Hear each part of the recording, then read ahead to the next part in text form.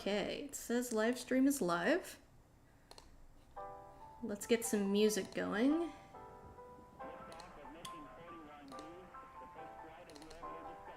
And I'm gonna share this around places.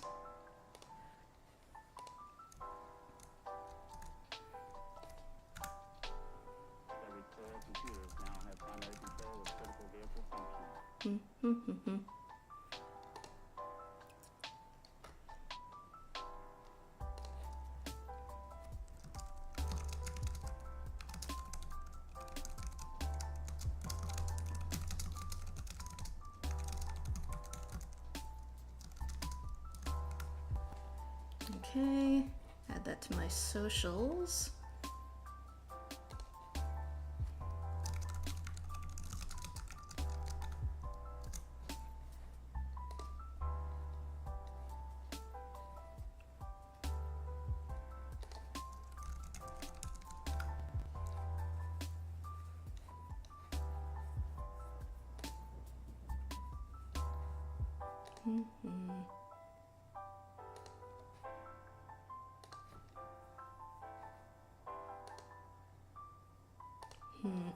Let's see.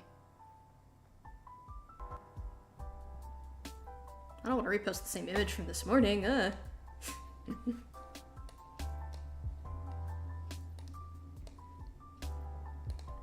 hi Alexander! Welcome to the stream. I'm just, posting live announcements on some socials real quick. I gotta turn this down on my end, it's too loud.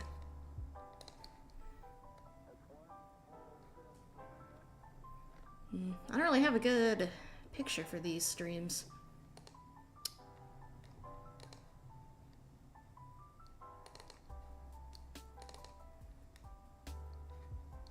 Yeah, I'll grab a quick screen cap from what I got of the comic so far.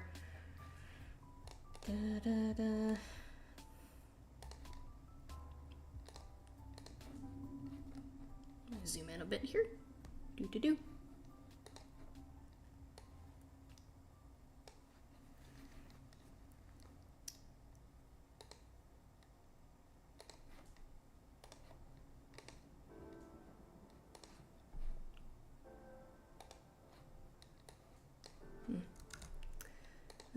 Let's see.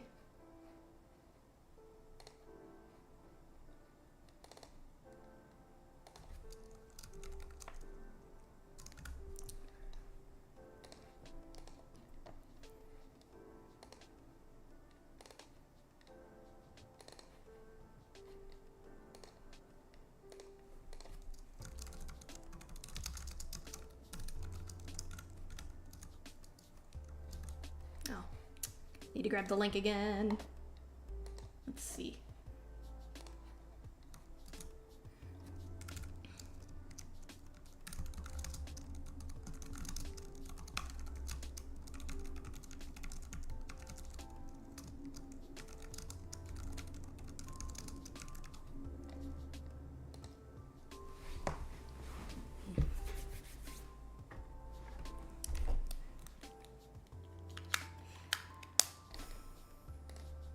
Okay, so that's all done. Alright, time to get started. I guess I'll start this one off with a little bit of an introduction to what exactly I'm doing here. So, for those who are unaware, my name is Kim, and I am an online artist. My biggest production thing that I have online as of this moment is my webcomic called Where the Strays Roam. And I've been trying to get, traction and attention on that rolling and trying to draw eyes to things like my Patreon and stuff like that. And as part of that, I started doing these, what I call production live streams, where I live stream myself as I work on the comic for people to, come in, see the process, watch the series get made, ask me questions, things like that. This was originally a higher tier reward on the Patreon, but it wasn't really grabbing a lot of traction there. And I felt that, well, maybe, making these live to the public instead would help them act as, another way for people to draw eyes towards the comic, basically. So I'm trying that out by doing this here. And if this ends up being successful, I'll probably make the other ones public and take this off as a tiered reward thing. And, you know, if you're curious about that, I've got some social links in the description of this live stream here, so you can check that stuff out if you want to, like, follow my Instagram or my Twitter or check out the Patreon, because, you know, there's other stuff on there too. But in the meantime, I'll go ahead and get started. What I usually do on these is I'll draw the different panels and I'll sort of talk about my process. And I also usually like to ramble about just, you know, whatever, I don't know, happens to be of interest to me at the moment. It's kind of like a big video diary. And of course now, hopefully, I'll be getting some more people in the chat. So, you know, I can actually respond to people's questions if they got any this time around. So, you know, I'll try to keep an eye on the chat as much as I can, but I can't be tabbed into the chat window and my drawing program at the same time. So, you know, just be aware, it might go a while between responses from me. Alright, so let's go ahead and get started on this then.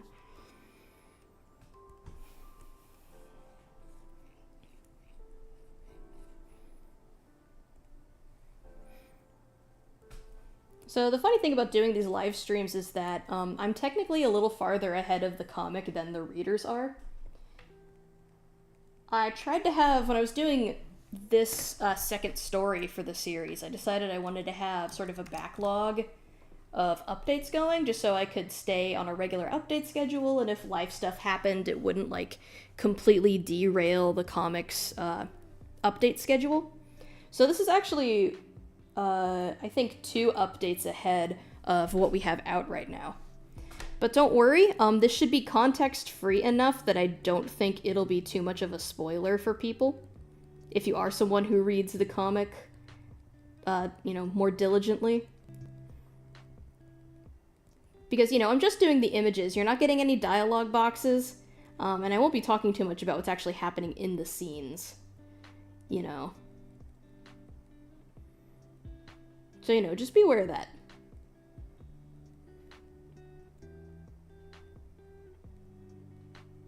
Hopefully these live streams can act as some nice background noise. Maybe if you're doing your own drawing projects, or you're working on something today. You know, whatever you happen to be doing, I hope this can be a nice accompaniment for that. And of course, you can ask me questions if you want.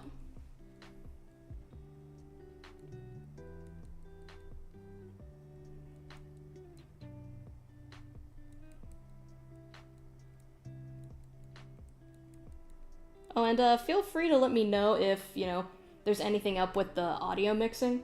Like if I'm too quiet, or the music's too loud or something. You know, let me know.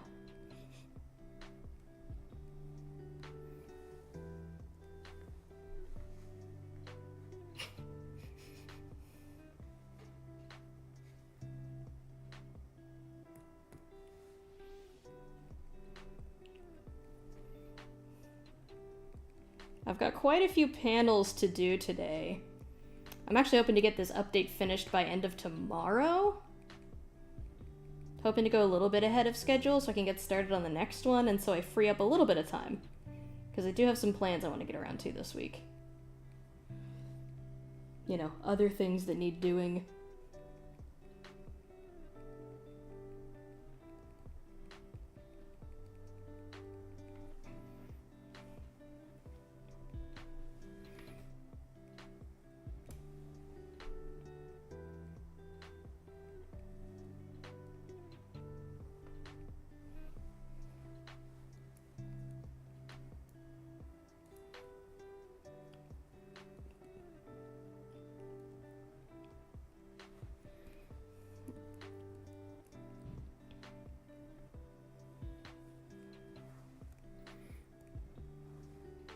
Over my time working on this comic, I've found a lot of, like, you know, shorthand and quick process ways to get things like backgrounds done. Just because I want the backgrounds to look nice and to feel detailed, but I also don't want them to take up, like, you know, so much of my drawing time. I mean, they still sort of inherently do take up more drawing time than, like, doing the characters, because they're just sort of automatically more intensive you know, there's usually more stuff going on. I like to do a more painterly style for my backgrounds, so I have to do a lot more layering, paying attention to color, things like that.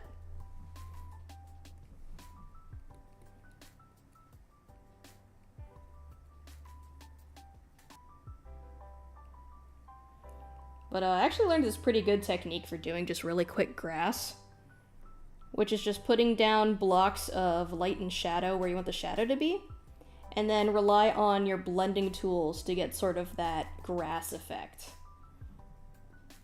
It's not super detailed, and I'll usually layer this over top with some more defined grass lines. Just little light suggestions for where the tops of the grass is. But it's a really quick and easy way to create the illusion of like layered grass without having to, like, you know, kill yourself with painstakingly rendering a bunch of little sprigs.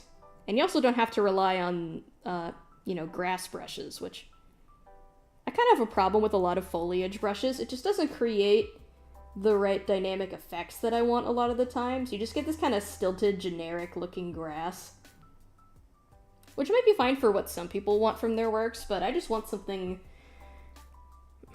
I don't know, something a little more dynamic, something that like works with the shots that I have in mind, you know? I mean, a lot of the grass stamps, they only really make sense from one specific angle, so if I'm doing like a really unique perspective shot in a panel, just using the grass stamp, it doesn't look good. It doesn't work.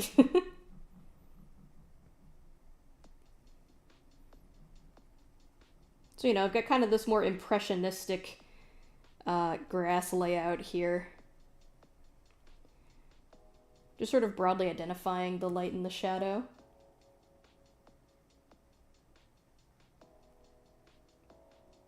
Yeah, just sort of smudge them into being. I mean, it's that same sort of concept of like impressionism. When impressionists make their paintings, they rarely, if ever, actually defined the structures. They would place blobs of color next to each other. And then from a distance, when you took the whole piece in, it created the illusion of what they were trying to suggest.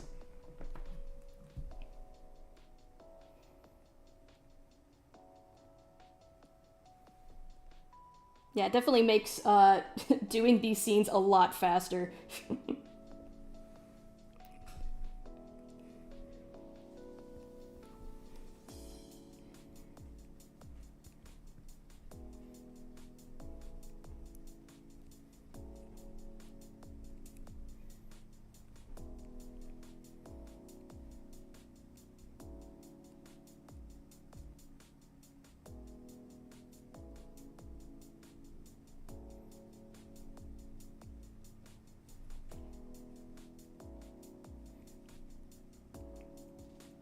I both like and hate drawing trees, because sometimes they're really fun.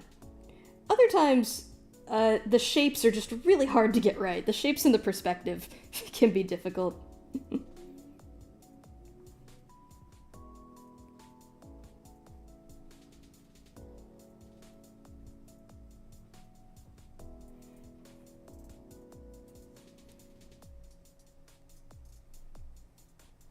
Okay.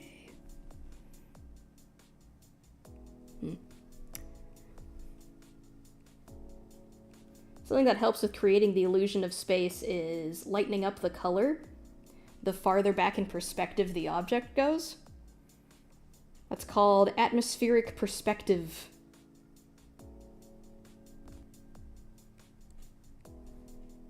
So it's a pretty simple way to, you know, suggest that same process to your audience.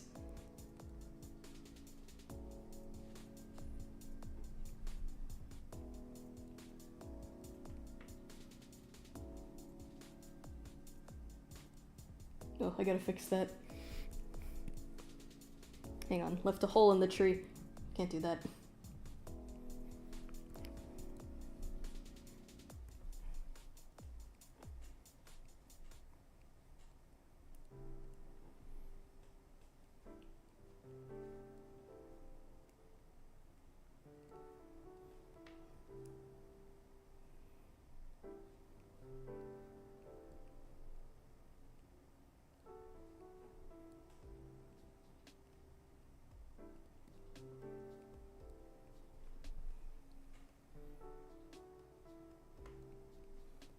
And this last set of trees I'm gonna put behind the original grass layer.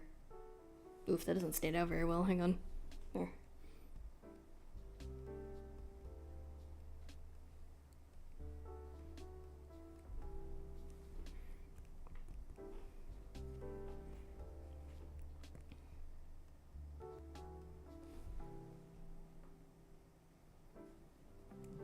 Ah, pop up.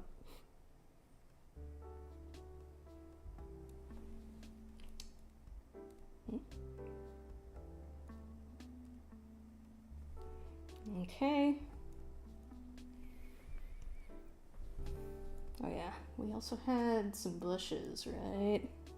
Yes, we did. I'm gonna take these trees off here so I can see what I'm doing.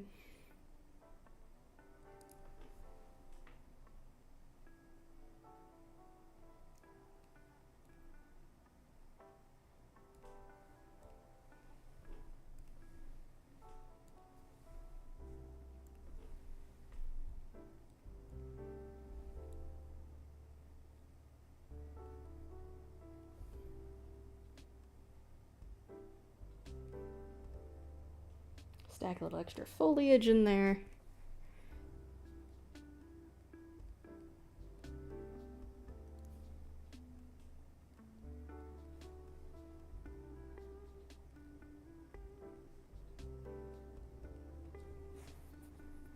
There. I'm gonna have to stop myself from putting in too much detail, or I will just make my life harder.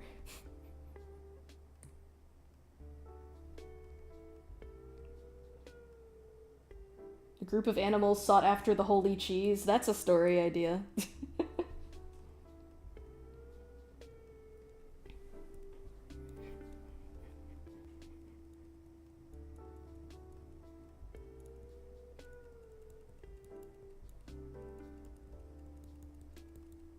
So I'm just erasing along the bottom of the trees to create the illusion that the grass is overlapping in front of them.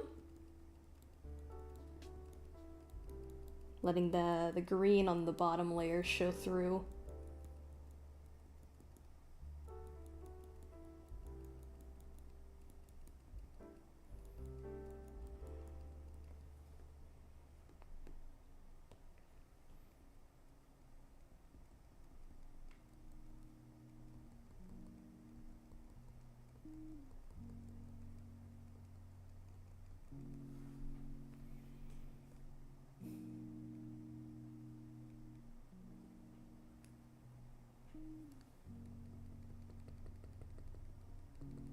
Do it for the bushes too. Just creates a better illusion of this being wild, you know, untamed grass.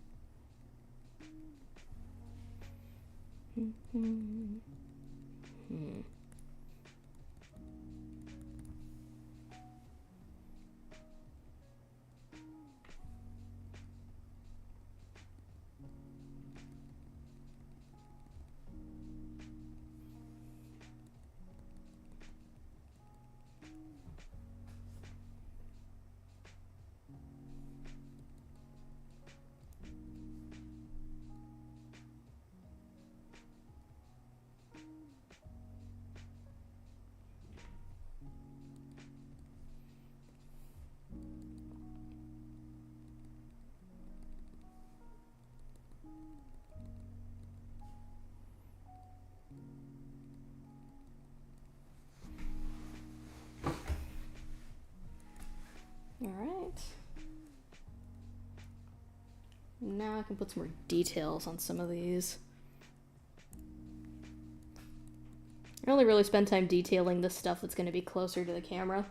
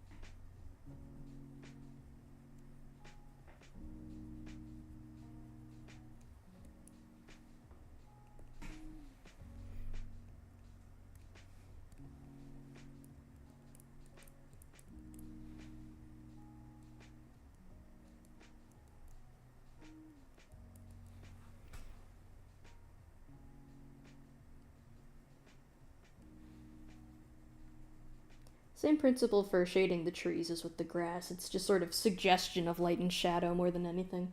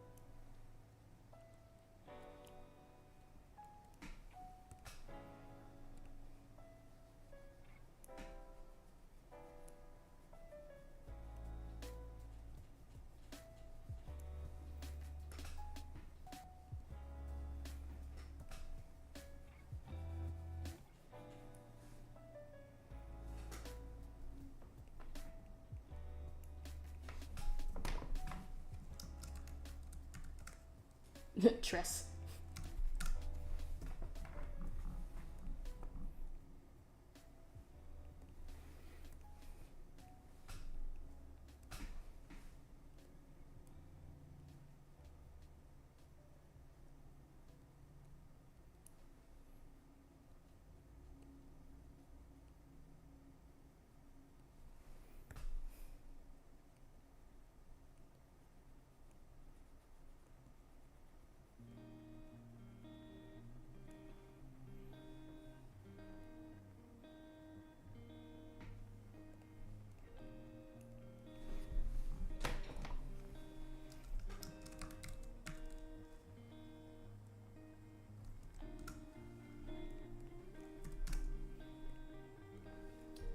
And then for these backmost ones, I usually just do a quick gradient.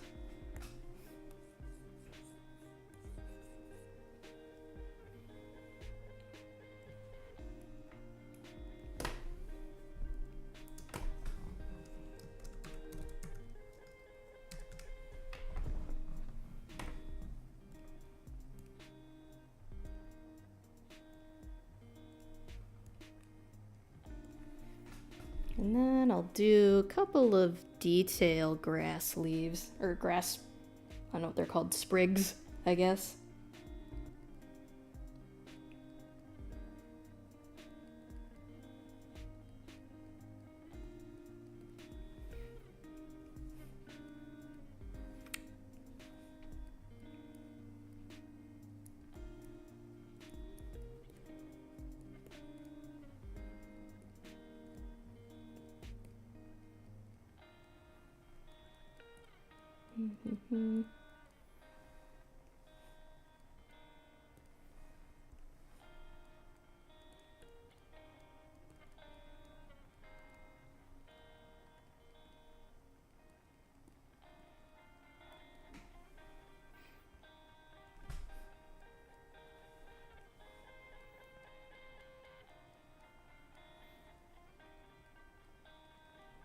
And these are going to get smaller and less defined, you know, the farther back into the image you go.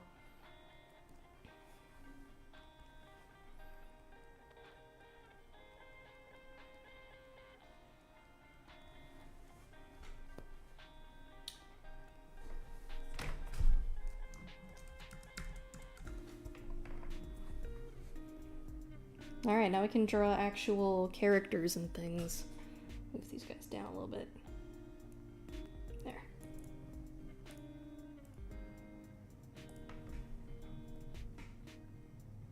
Oh, actually, first,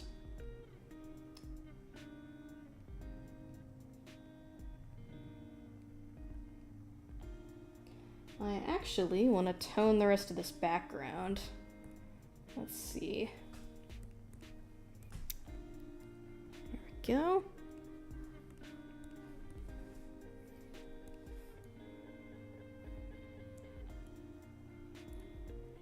Just tone it with a general shadow color.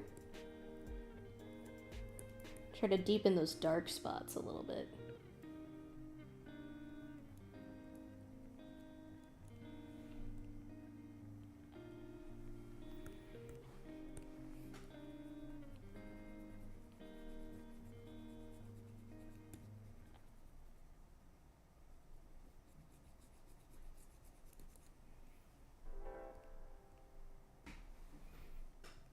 And then I'll put in a little bit of lighting too, on a couple of spots, just to highlight things.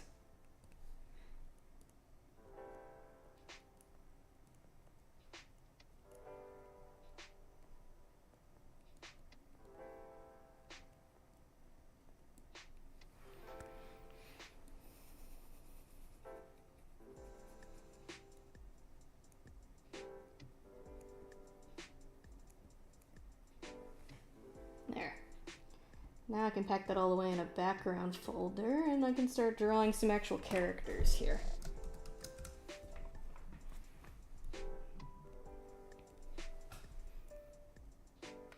Let's see.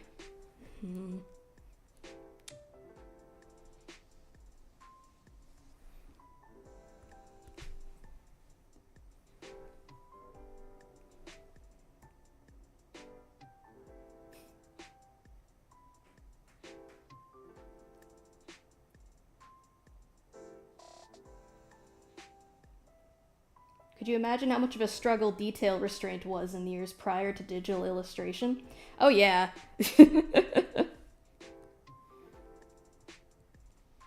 Yeah, I mean, I don't know how the matte painters of, you know, old used to do it. My college, in their library, they actually had a whole collection of materials from some old Don Bluth animated films, and that included some backgrounds. And the paintings on those were just unreal, and it was all real actual paint on a cell, but it was so detailed and so crisp. I can only imagine how long that took them, since, you know, in those days they only had physical tools. I imagine they probably had all sorts of little tricks for, you know, creating the right effect they wanted while saving on time and stress.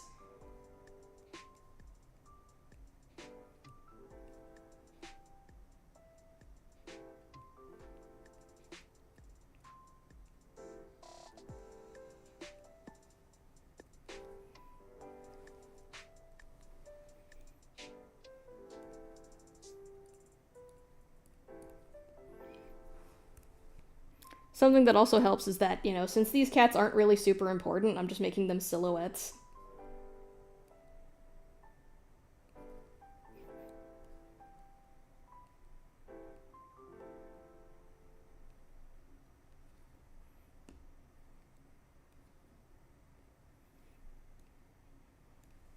Okay, let's see how that looks.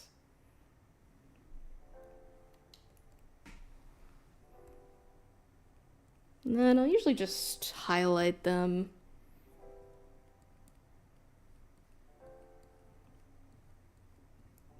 To define some of their shapes a little bit more for the viewer.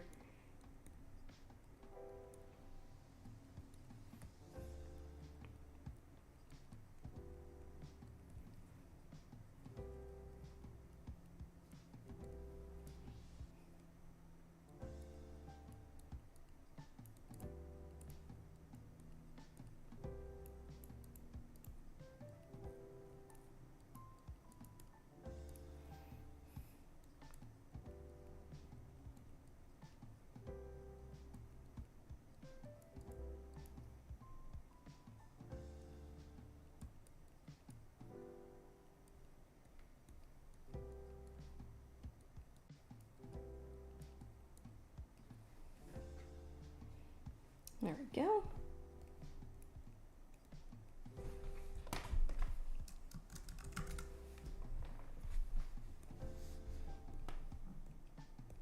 And now the actual focus character here.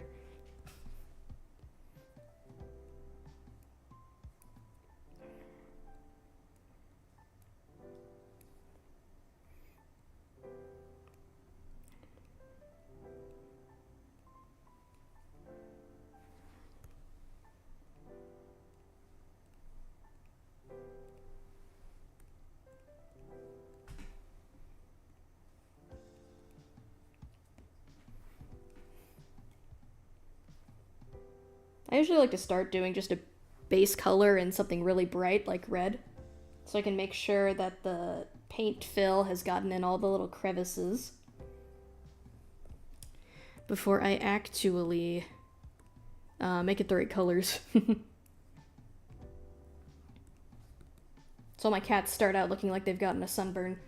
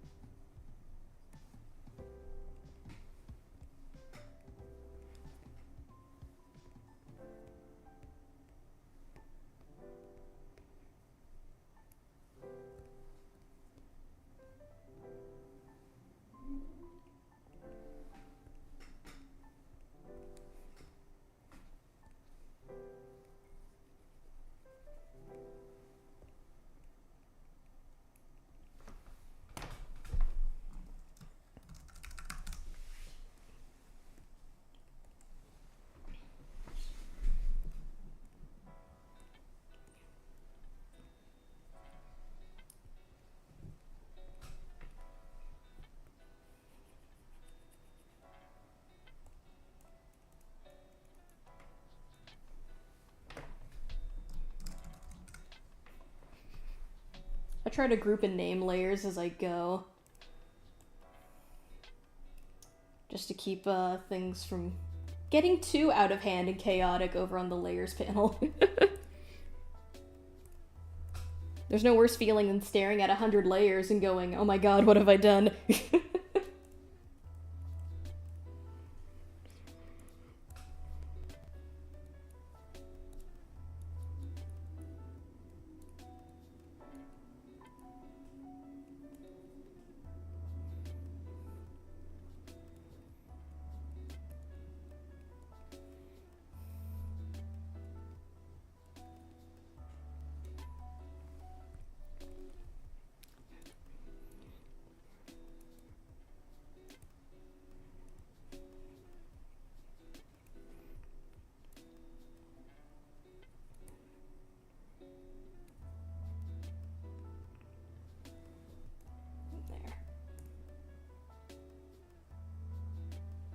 Hello, Major Concern. Nice of you to join us.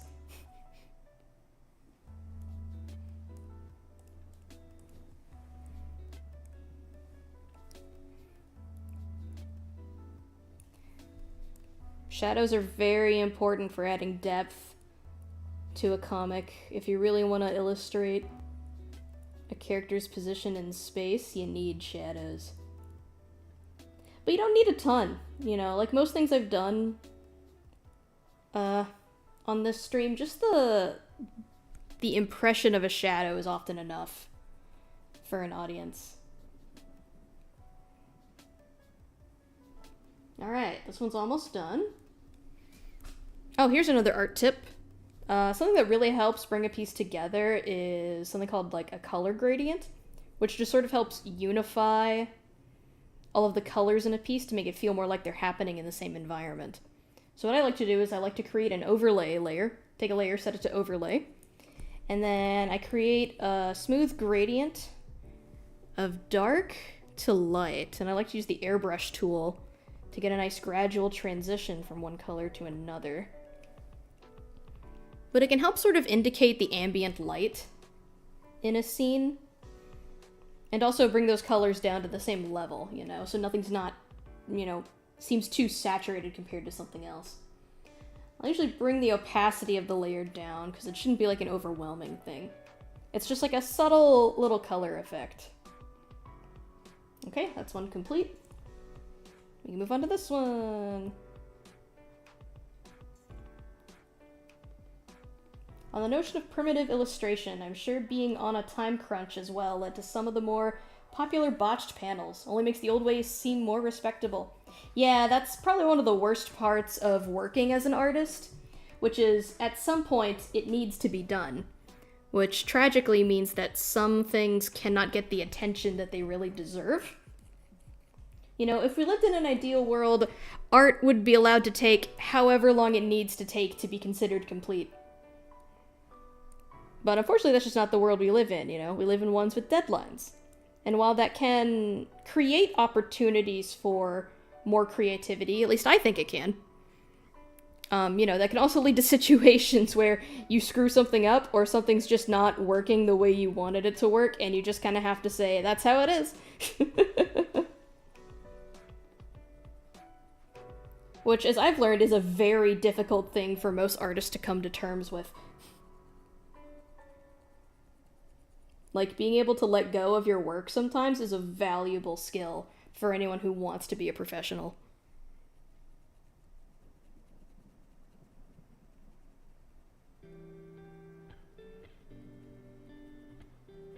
So the fun thing about this panel is that this is actually for 2 shots. There's supposed to be a second panel after this one, but it's the same shot, just different character movement. So I'll show what I like to do for those kinds of panels, and I start by just, you know, whipping out the background on the first one. And then I'll usually just duplicate it and bring it down. It definitely saves on production time.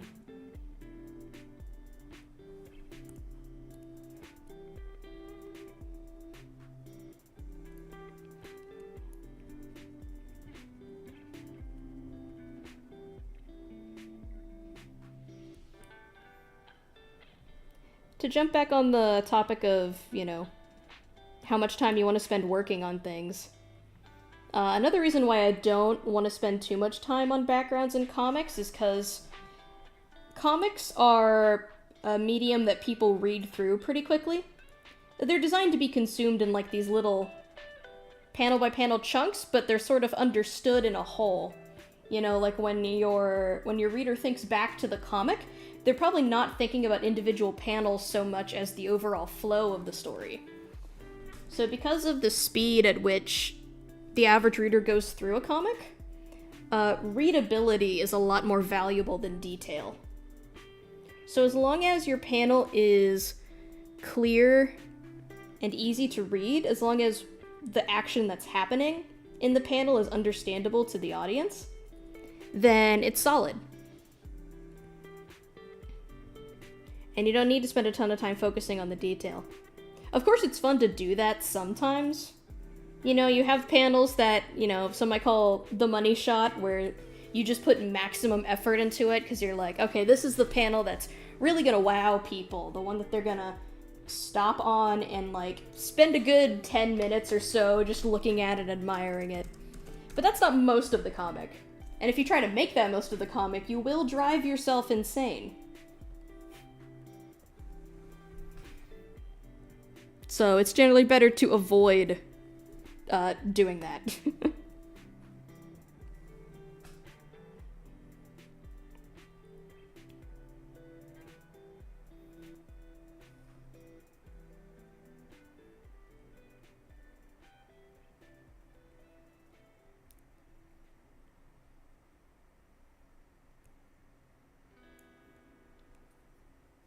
And that's something I've actually seen a lot from some professional comics. Like when you slow down your reading and you take a time to really look at the individual panels, it becomes kind of easy to see where the draftsmanship is kind of not super clean or well constructed. You might look at the backgrounds and you're like, oh, you know, now that I'm staring at it for a few minutes, that tree in the background is kind of funky looking. But your brain still processed that it was a tree, and it didn't matter in the moment. So, you know, it's a serviceable tree for a single panel.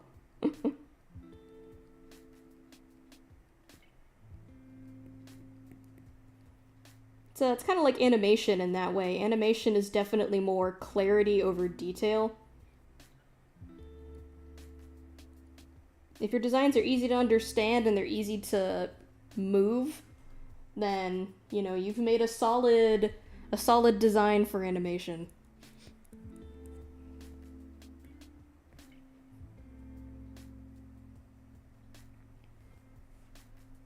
Yes, valuable for amateurs too, Alexander. You definitely, I think even people who are amateur artists, you know, you don't want to get trapped spending weeks upon weeks on a single piece.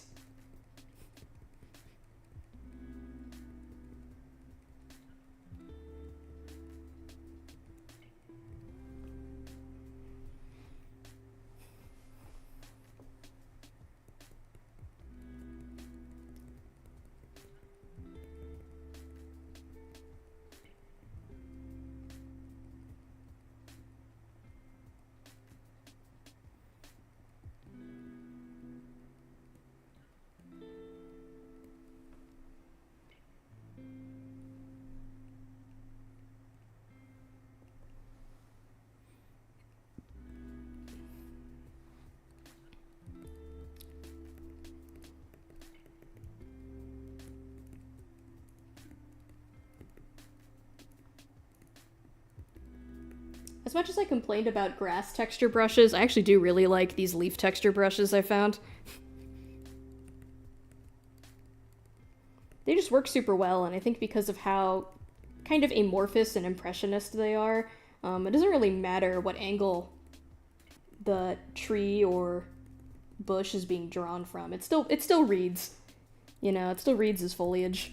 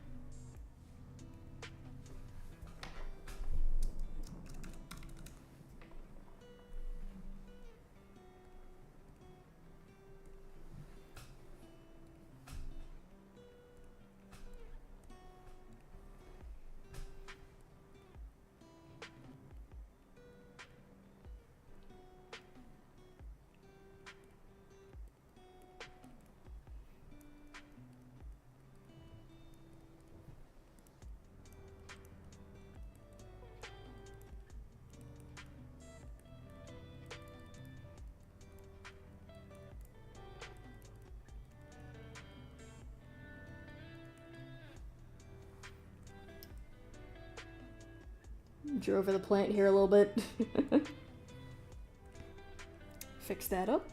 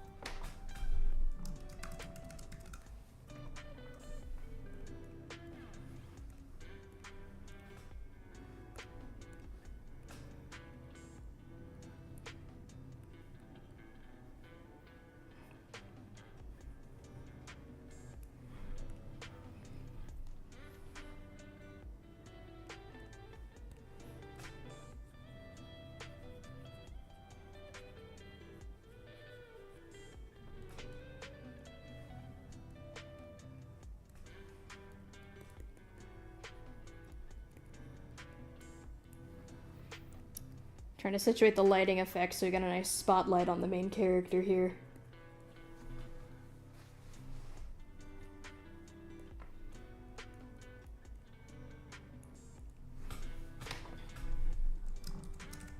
Alright, I gotta take my sweater off here. It's finally starting to warm up in this room. Ugh.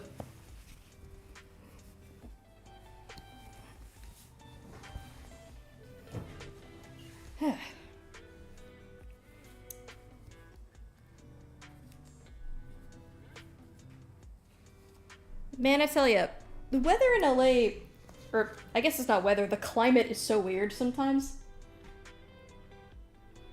Like, I swear, every spring, it cannot decide if it's gonna be cold or if it's finally gonna start getting hot. It makes dressing in weather-appropriate attire rather difficult.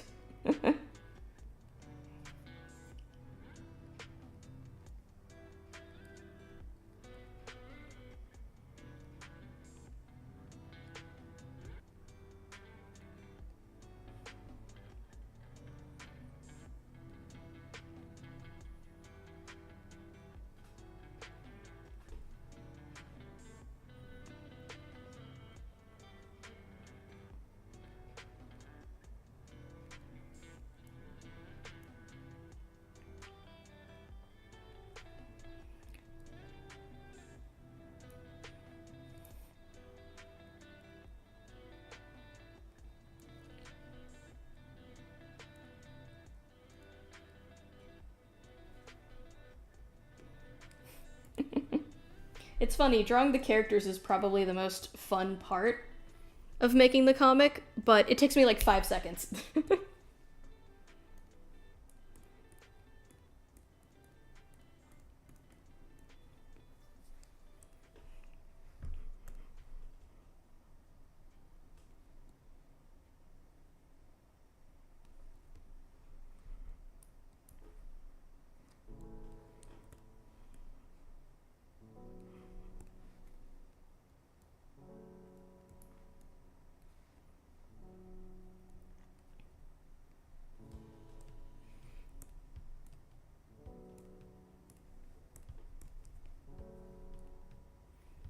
Something that also helps is that, you know, before I started working on the comic, I sort of sketched out all the character designs in advance. So I've got like their design and their color palette on another popped out window just off screen here for quick and easy reference. That's something I definitely encourage anybody who wants to tell a story through art to do, just because it'll help with consistency and speed.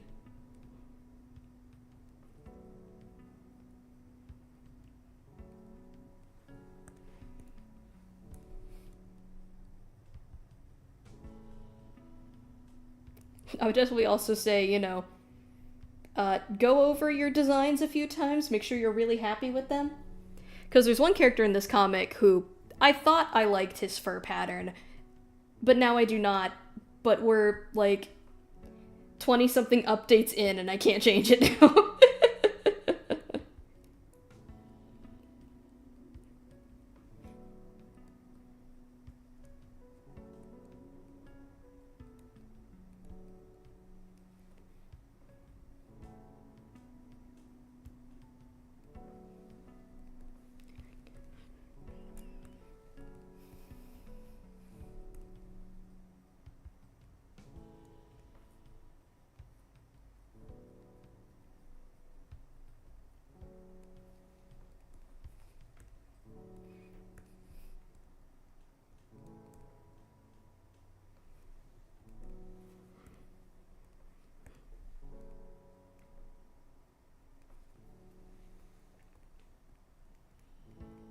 See, making that took like half the time of making the background.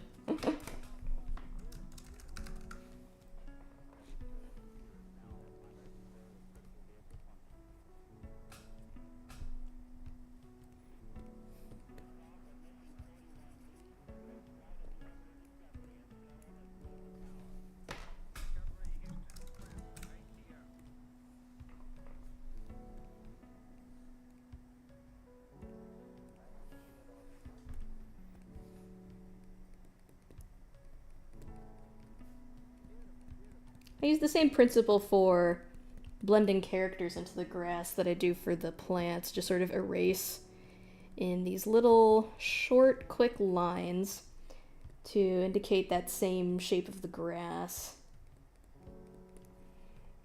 And only around where they're actually making contact with it.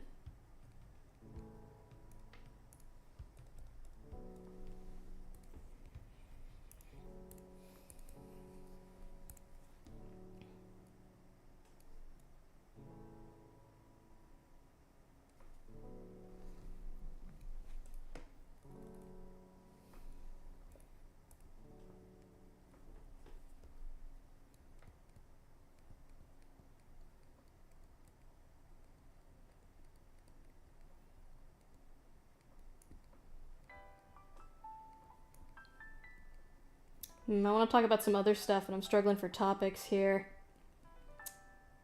In the other live streams, I usually like to talk about, you know, what shows and stuff I'd watched in the past week, but honestly, I'm kind of dry on that sort of content right now. I didn't watch too much last week. I was unfortunately busy with life. How dare life distract us from our pointless yet fun hobbies. I have been playing a lot more video games.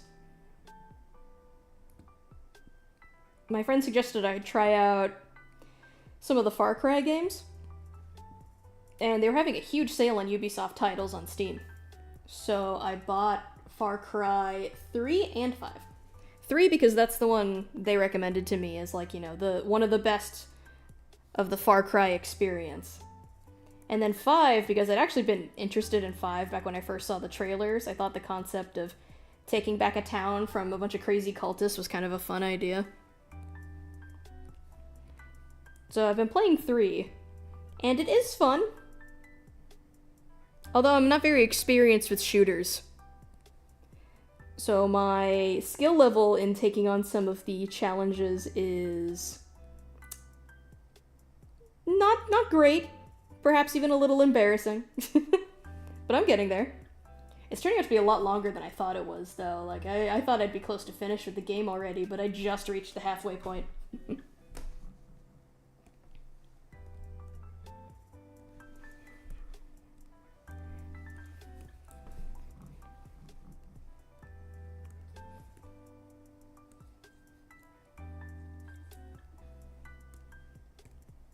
Put on that little color overlay. There.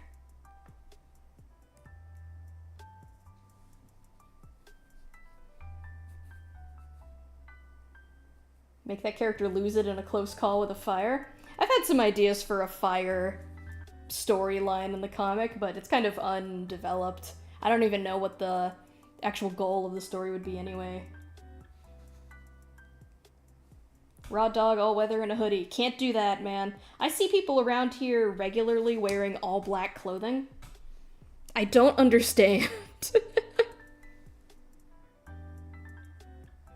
Do a little duplicate.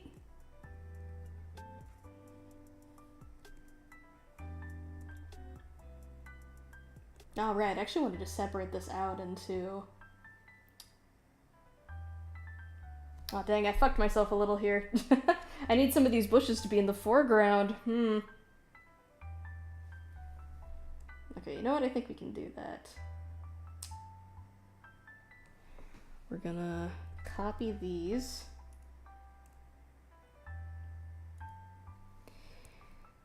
And get rid of the ones in the back here. And this one, we'll get rid of the ones in the front here. And then we'll do the same thing. Well, the plants are all here, so we'll just put the plants up here with these guys. Group those together, call it the foreground.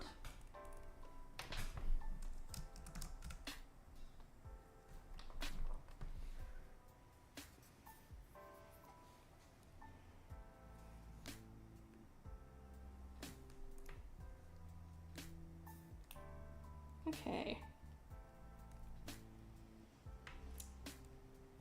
So now we're actually gonna have to draw her back here. I guess I'll grab these and just bring them out here. There, so now we have the background and the foreground and a bunch of lighting stuff. Okay, so I'll get rid of these two sets because we're drawing the new character.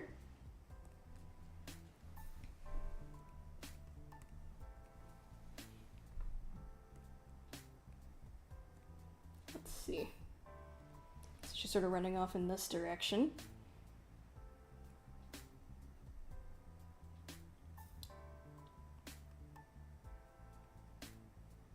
I forgot about the grass. Hang on, take that off.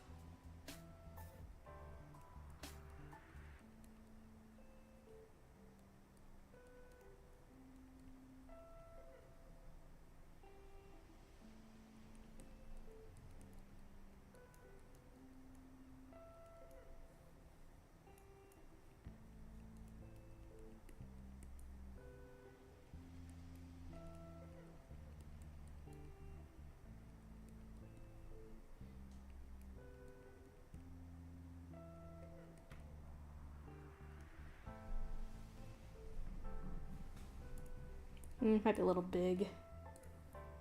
Shrink that down a little bit. There.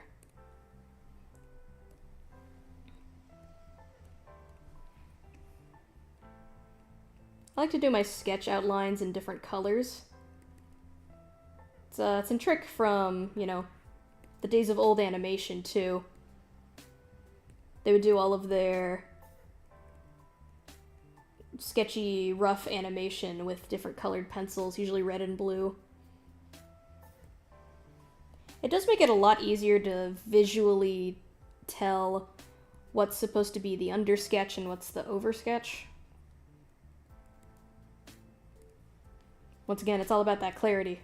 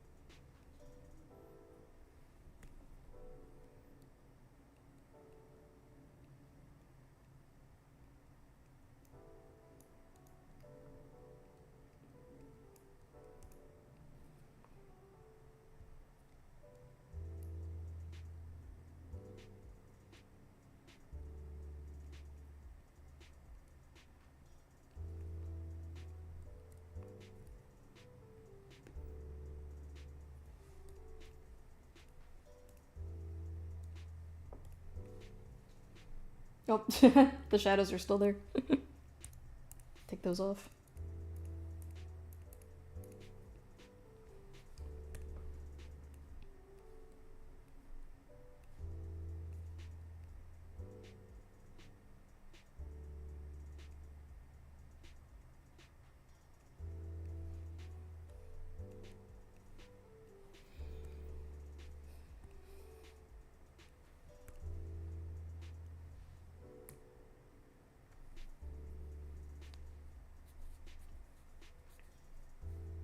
Far Cry 5 is pretty gameplay over story, cuts out all the hunting requirement from the past two games, and the whole thing is playable in co-op with one other person. The co-op stuff sounds interesting. I guess I'm a little mixed on them taking out the hunting stuff, because it wasn't like my favorite thing to do in Far Cry 3. It was honestly kind of challenging a lot of the time, especially I tried to tackle some of the rare animals without a ton of upgrades to my guns and my abilities, and, you know, I got swamped. Several times I got swamped. So on the one hand, yay, game easier. On the other hand, a little bit of that challenge I was forced to overcome has been removed. I am sad to hear that they don't focus on the story all that much. It seemed like a cool concept. Well, I'll still try it out and see what happens for myself.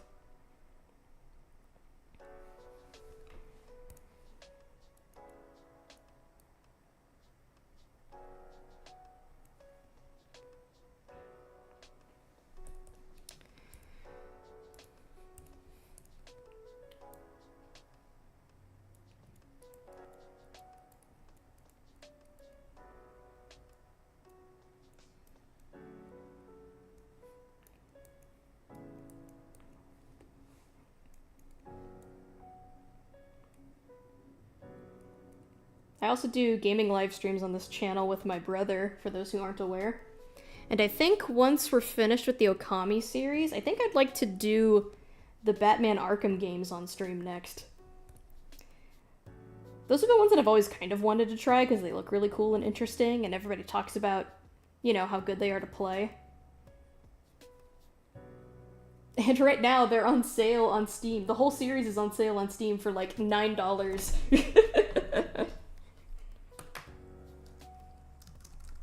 So, yeah, I'll probably be buying those later.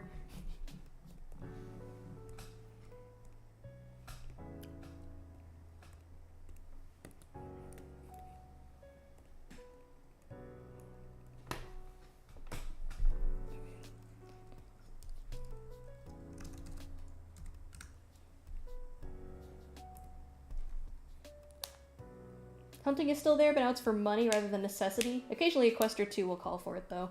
Okay, I think I'm fine with that. Honestly, if they just make it, like, not a requirement for your upgrades, I think that's fine. I'm just gonna erase this grass here. Get it off of her.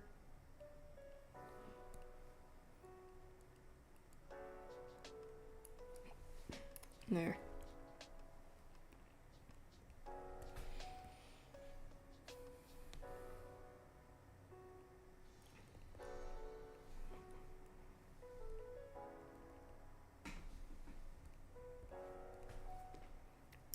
I'm trying to think of what else I have to talk about. I'm still on the fucking Don train. That series has my brain in a vice grip right now. I don't know why. It's very rare that I hyperfixate like this on something. Or for this long, at least. But the new manga chapter came out today. It was very silly.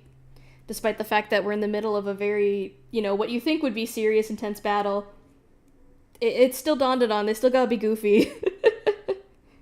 But goofy in the best way.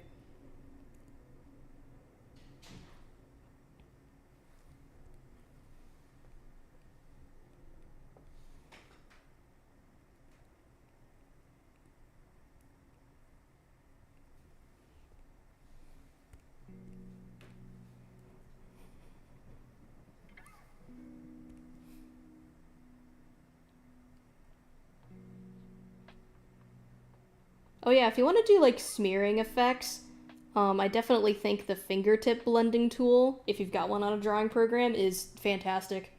Like, all you gotta do is feather the edges a little bit, and it looks like the shadows are, you know, dimensionally casting over the grass. It's so good. Love this tool.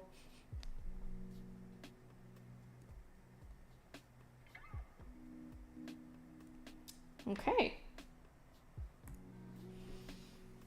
Alright, that's like half the panels done. Music request, so long as it doesn't alert YouTube shenanigans. Yeah, I mean, if you've got something that's going to be royalty-free that you want to listen to, you can throw the request up. I'll screen it first, obviously, before I share it. But right now, since we're about halfway through and if it's been here for over an hour, I'm going to take a quick 5-minute break to rest my hands a little bit. So let me just I'm gonna throw up a quick BRB screen here. By that I mean I'm just gonna write it across this panel here. Okay, I'll leave the music on for you guys to listen to. Feel free to like keep posting stuff in chat if you want, but I'll be back in 5 minutes from now. See you then.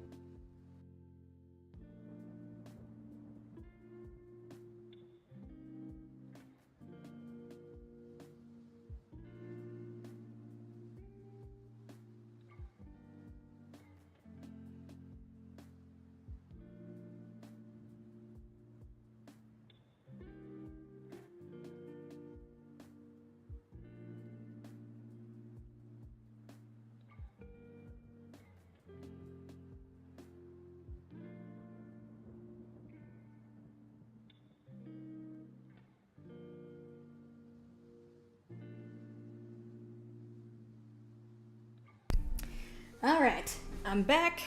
I stretched. I had some water. I'm recharged. Let's get this new music suggestion set up here.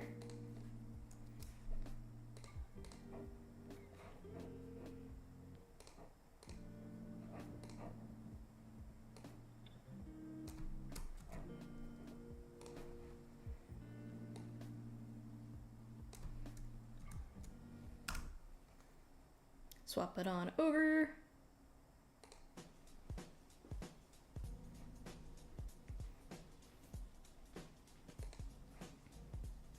Yeah, the little sample I listened to while I was on the break, it sounded pretty good, so we're gonna enjoy this for a little bit.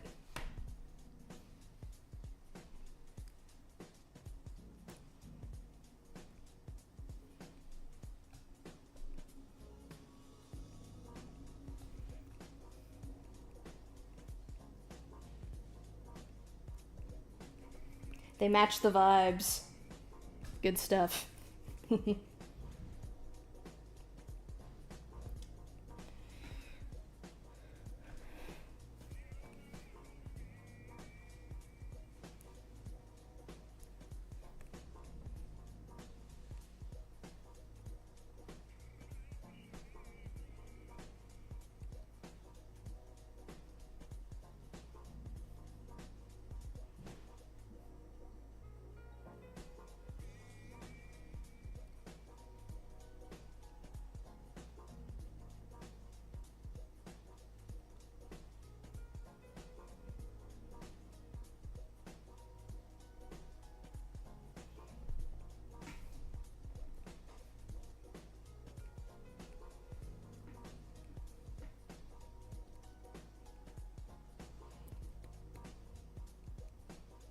So on this panel, I'm trying to give the illusion that the character's running pretty fast here, which is why I'm sort of shading the grass at this, you know, diagonal angle more than straight up and down,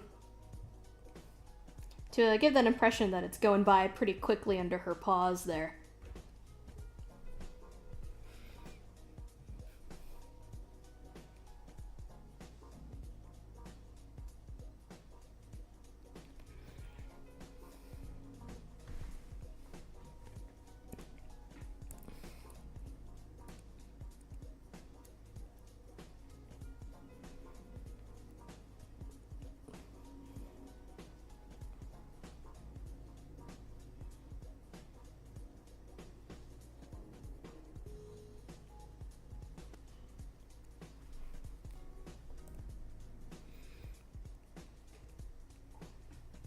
And then we'll do just a couple more visible strands here.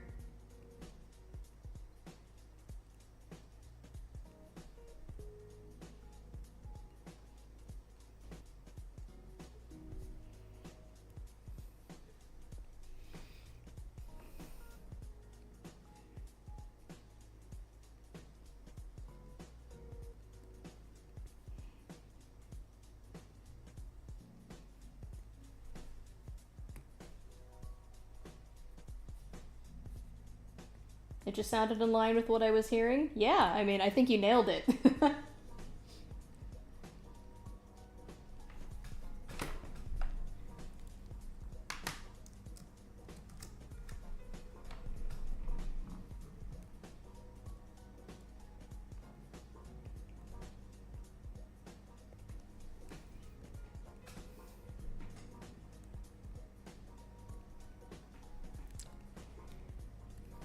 I always forget to do the final shading on the background.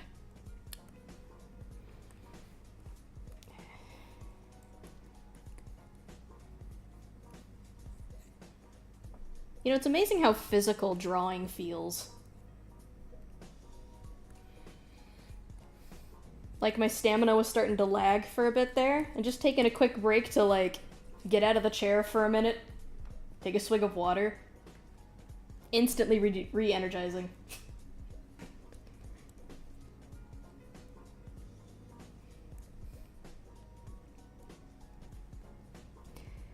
I believe these next 3 panels should move on faster because they're far less background intensive shots. I mean, this one's a close-up, and then the other two are close-ups of the face. And usually when I'm doing a character's face, I won't actually draw a background. I'll just do sort of a gradient that's colored, the general color tone of the setting that they're in. Just because, you know, the focus is on the face. We don't really need a full detailed background in there. And it's actually something a lot of comics do. Especially more simplistic ones. If they ever do a close-up of a character talking, they just won't put a background. I mean, what's the point if most of it's covered with their face and then like a speech bubble?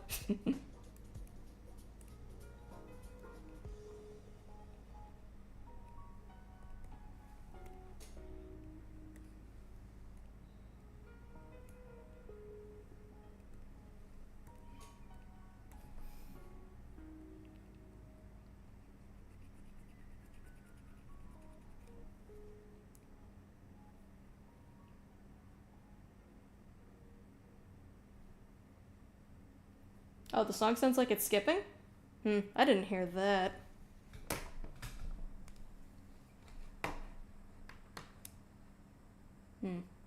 Could be a bit of weirdness.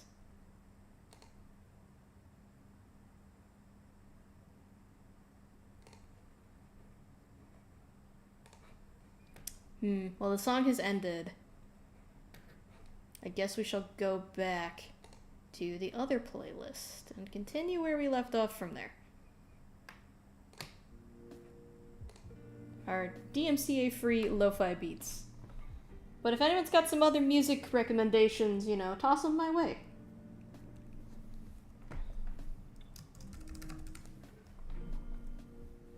It could be some jankiness with OBS that was causing the issues.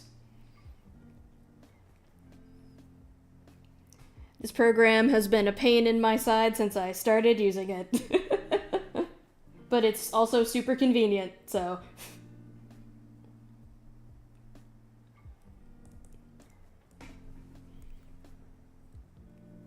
I mean, the program that I'm using to capture the audio from the other videos, it says it's in beta mode, or like it's in beta, like they're still working on it, so I wouldn't be surprised if it had some glitches popping up.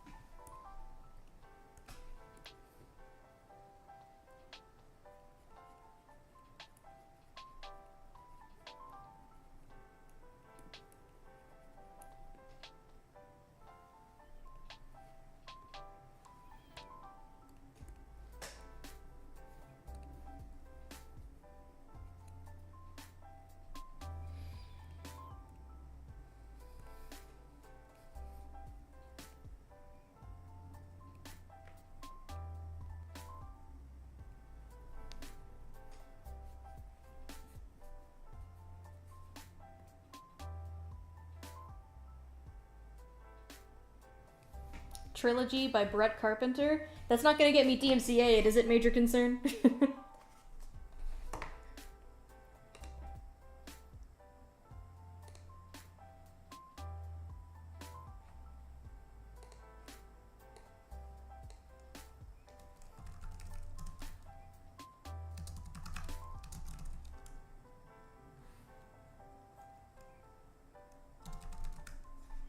Let's see. No, LOL. Okay.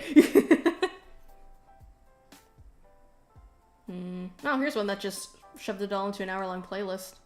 Alright, let's pull that up. Okay. Let me swap over.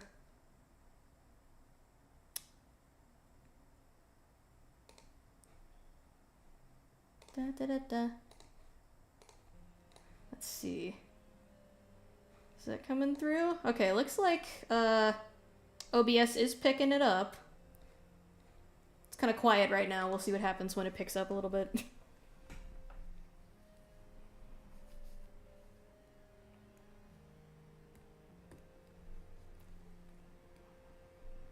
Let's see. I kind of want to do speed lines on this. I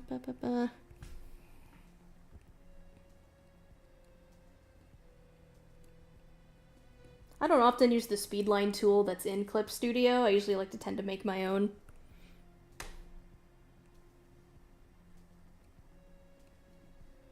You know, like I said earlier, the fingertip tool is your best friend for things like this.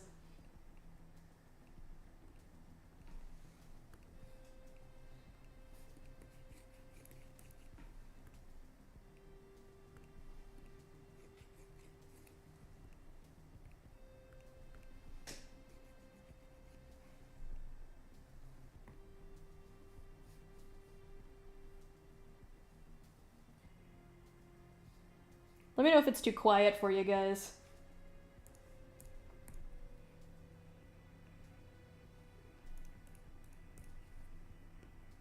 Of course, I also don't know if this album is gonna suddenly blow my eardrums out. We'll have to see.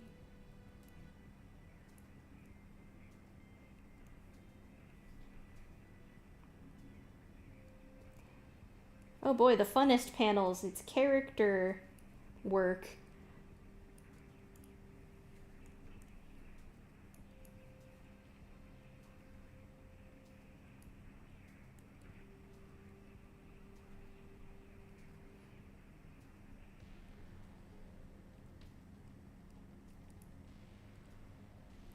As much as I talked about characters being easier than backgrounds, sometimes I do end up getting stuck on like a single character expression panel for like 30 minutes.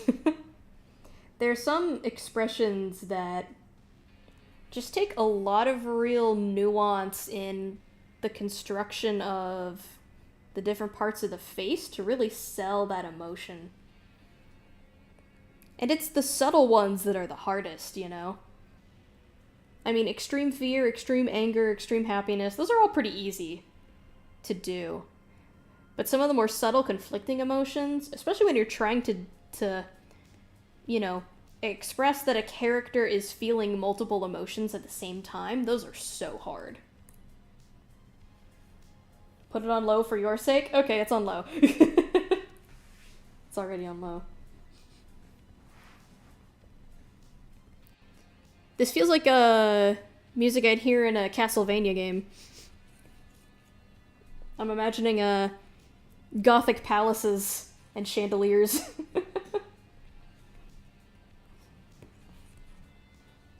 I'm ready to go vampire hunting now.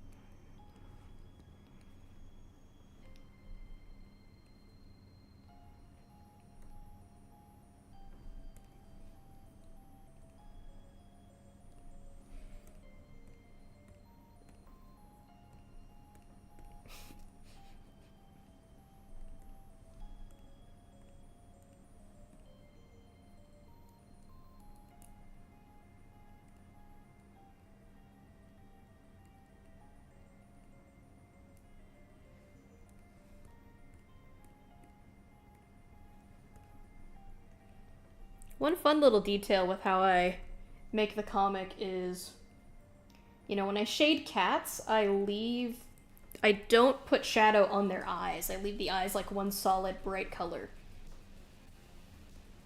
And that's mainly, you know, one, because I think having the eyes be brighter than the rest of the face sort of draws your eye to the expression that they're making, which I think also helps for clarity of visual, but also because cats have night vision, and because of that, their eyes reflect light. So it sort of calls back to that, you know, little quirk of their biology that, like, oh, their eyes kind of glow a little bit. You know, it stands out in the darkness. They don't usually go full laser eyes, just because, you know, I still want their expressions to be, like, readable and relatable. And it's kind of hard if they've got just, like, white discs for eyes, but I'll do it sometimes for dramatic effect.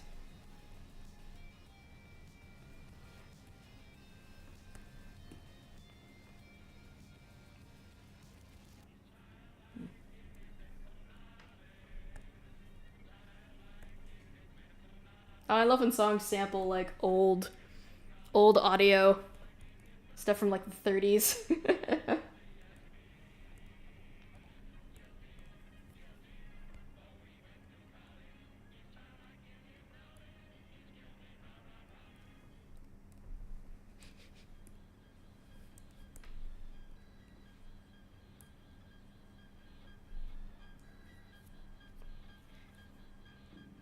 Honestly, this album is one of their all-time best, and for good reasons.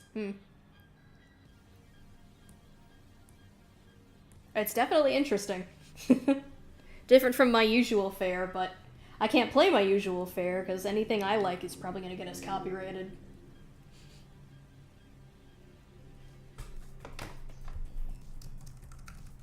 Which is a shame. I think my taste in music is pretty good.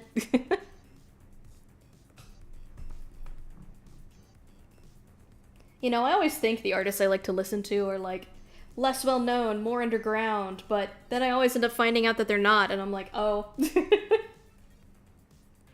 Well, shit.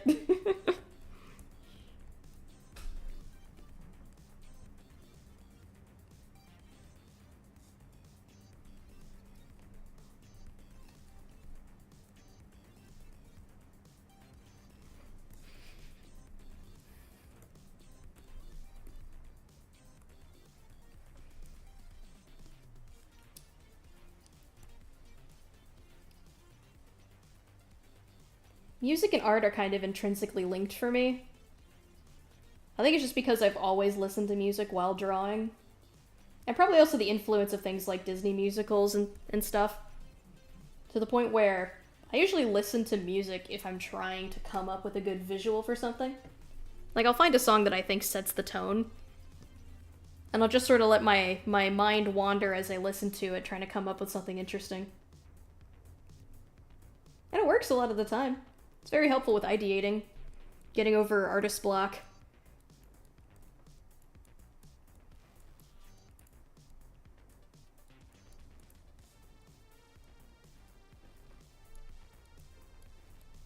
Of course, I'm also not somebody who makes playlists, so I'll find a song and I'm like, oh, this is perfect for this thing I'm thinking of, and then I'll forget to save it. And then when I'm like, oh, I'm trying to come up with an idea for this, I should listen to that song again, I suddenly can't find it. And I don't remember what it's called. Or who wrote it.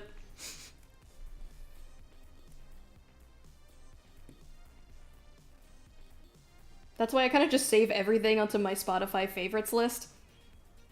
So my favorites is just like the weirdest amalgamation of stuff you've ever heard.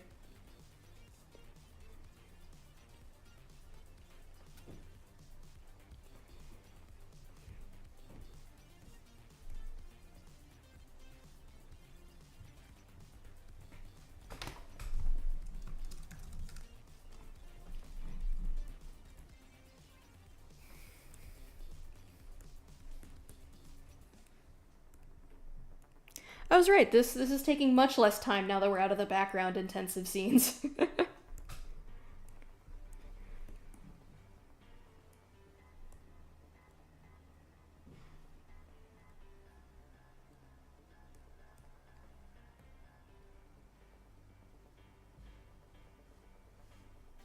Everyone thinks that until it comes time to sharing it in the car. Oh yeah, I mean, I'll get immediate cold feet if someone hands me the aux cord.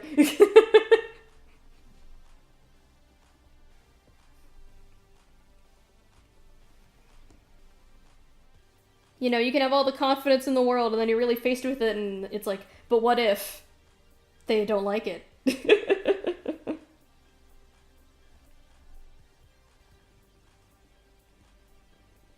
I mean, when I'm in my own car and someone's riding with me, I'll usually just come at it with the mindset of, it's my car, I pick the tunes, you gotta listen to it.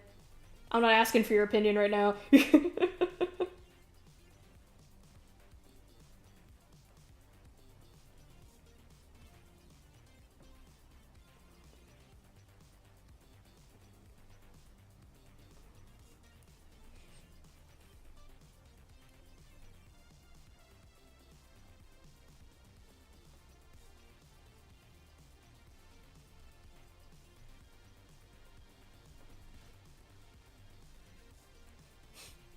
So one surprising bit of research I've had to do for this comic is looking up animal teeth.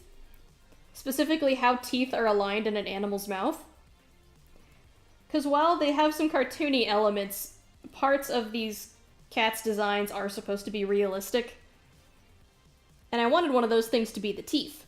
So that when they, when they're snarling and they're hissing and stuff like that, it feels very real. It has that, sort of sells the impact a little bit better.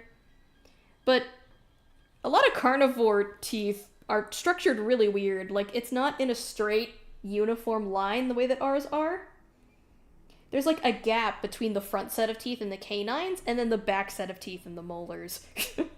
There's just like a gap where there's just no teeth for a little bit, and then it picks up again. And it's like, that looks so weird. Why are you built like that?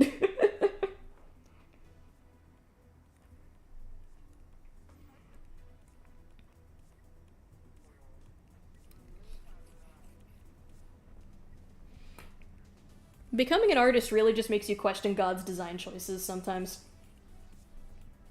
Because a big part of learning how to draw is learning how to see, how to study your subject. And then when you start actually paying attention to how things are structured, you start asking a lot of questions about the design choices.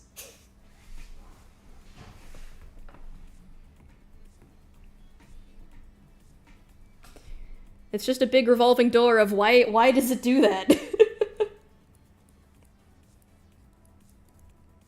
I think hands are some of the strangest, like human hands.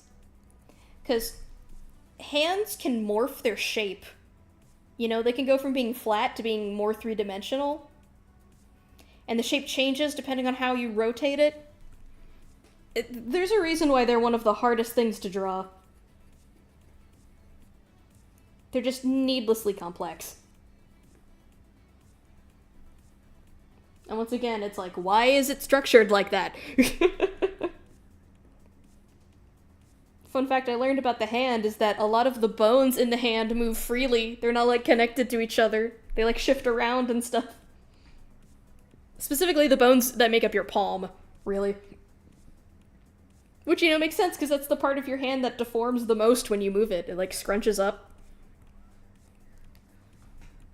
It's unsettling to think about all the things your skeleton is doing inside you there.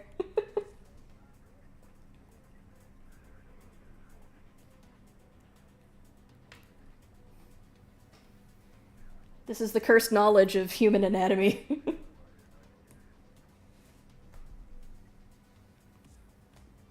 The gap probably so it doesn't hurt as much if they gotta pick up their young. I could see that.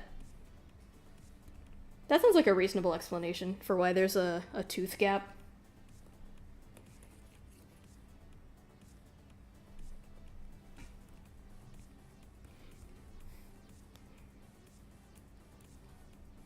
I also think a part of it might be because they don't have hands to, take their food apart with. They've got to be capable of, tearing it off for themselves. So that little divot in there might help them get a better grip on, a mouthful of something and pull. Because that is what a lot of those front teeth are used for. It's kind of puncturing and then tearing. Which is not very family-friendly to think about, but, circle of life and all that. So it's nature.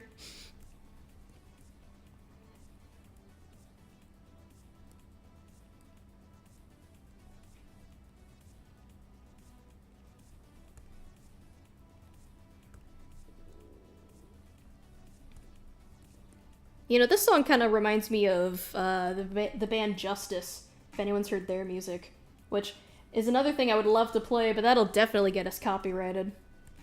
But recently, Justice released, well, I say recently, this was like last year at some point, but they released a music video that was done by a very well-known Japanese animator whose name I can't remember, unfortunately. But it's absolutely beautiful. I definitely recommend looking it up on YouTube if you haven't seen it yet. Wonderful piece of artistry. Absolutely gorgeous.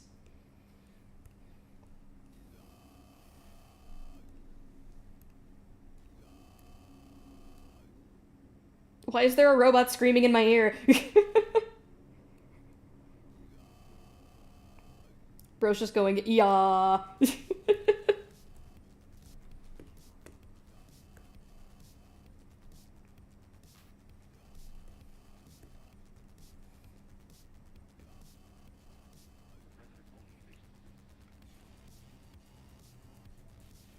Okay, this feels like a track on the Cyberpunk OST.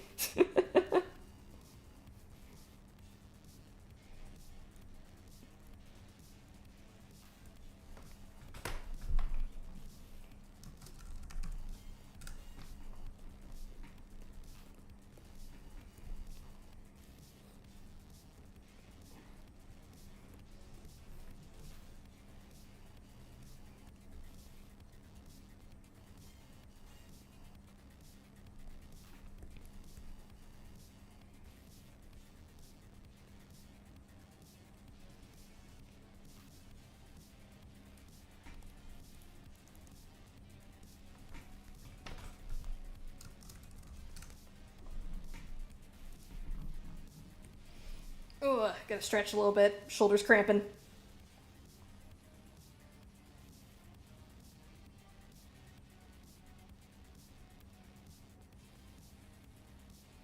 Dark synth? Yeah, that makes sense.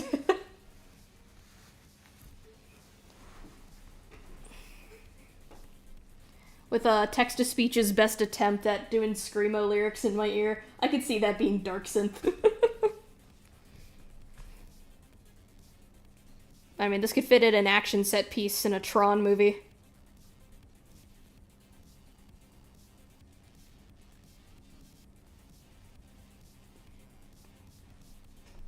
Which, very thinly related side tangent. I'm sad that Daft Punk isn't making music anymore. When I heard that they were retiring the act, I was like, aww. But I mean, they've been making music for decades, so... You know, they're allowed to retire. To have fun with their millions. However much money they've made. It's gotta be a lot at this point.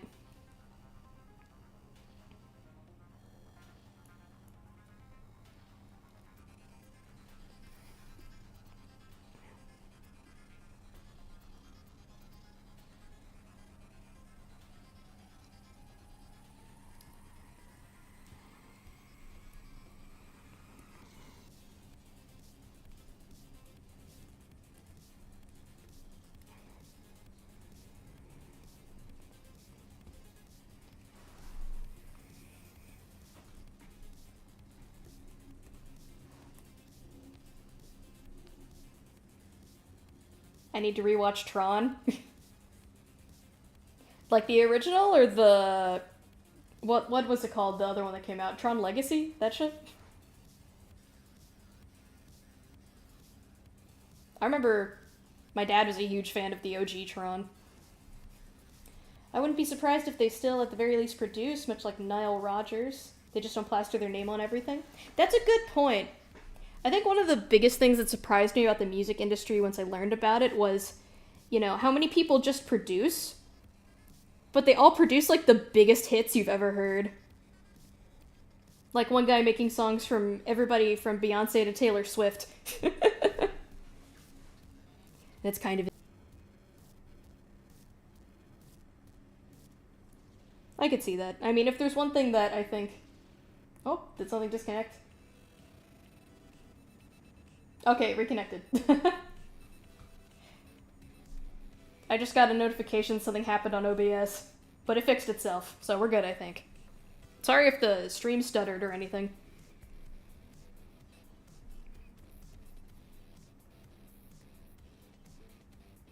The original, obviously? Okay. I had fun with Tron Legacy. I mean, I also didn't really know anything about the original at the time, so... You know, it's not like I could be upset about any poor story decisions they made.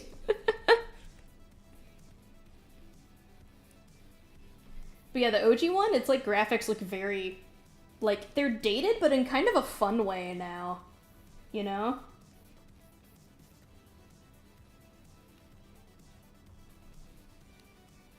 I think it's like, it's just past that hump where like the dated graphics look cool and retro again. Alright. Well, that is the final panel I was gonna work on today complete. That's 6 whole panels! So if I pull back a little bit here, you guys can sort of see what it looks like all lined up one after each other like this.